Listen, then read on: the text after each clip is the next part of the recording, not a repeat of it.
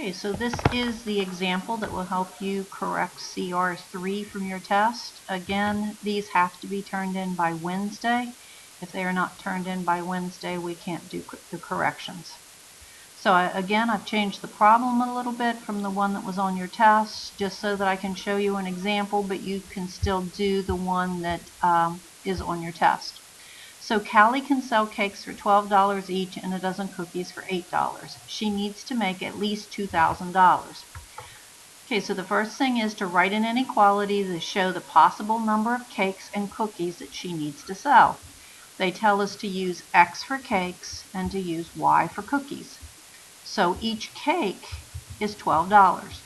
So 12X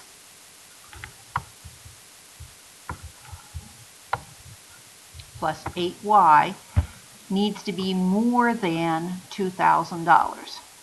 So here we have 12X, 12 times the number of cakes, plus 8 times the number of cookies, needs to be greater than or equal to 2,000 because she needs at least 2,000. So the next step after we write our inequality is to find the Y and X intercepts. First, I'm going to find the y-intercept, and I'm going to do that by substituting in 0 for x. So I did 12 times 0 plus 8y is greater than or equal to 2,000. I know that 12 times 0 is nothing, so on the next line I just leave off the 12 times 0. So that gives me 8y is greater than or equal to 2,000. And then when I finish it, I get y is greater than or equal to 250.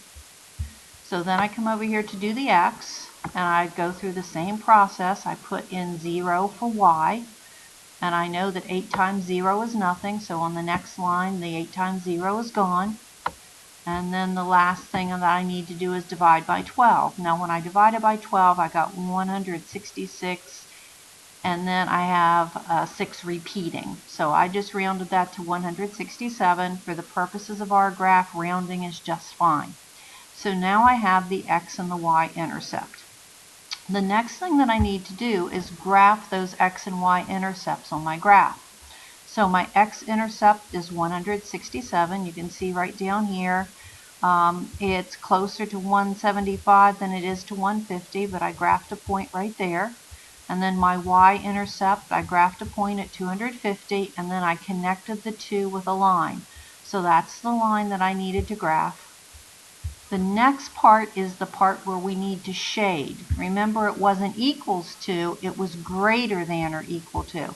So I need to go on the side of the line that is greater than or equal to, and I need to shade on that side of the line. So I'm going to shade over here in the section where it's greater than or equal to. Get it all shaded in. Okay, so this is the solution to my problem. Any coordinate pair in here would be a solution to the problem. She would make more than $2,000 if she sold any combination of cakes and cookies that are over here. But the last part of the question asks you to prove that your answer is correct. You have to justify your answer. So right here I picked out 2 different points.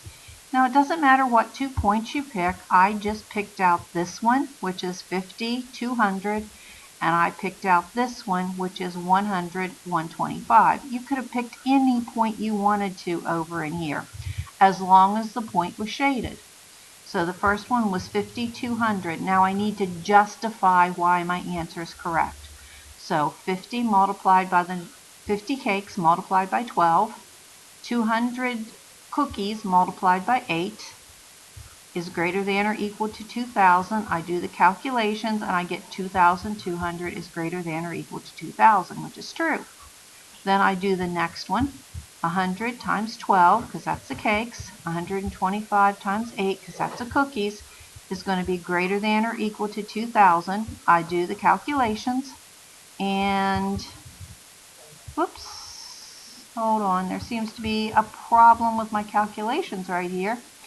I've got 1,200 plus 1,000, and this number right here should be not 3,000, but it should be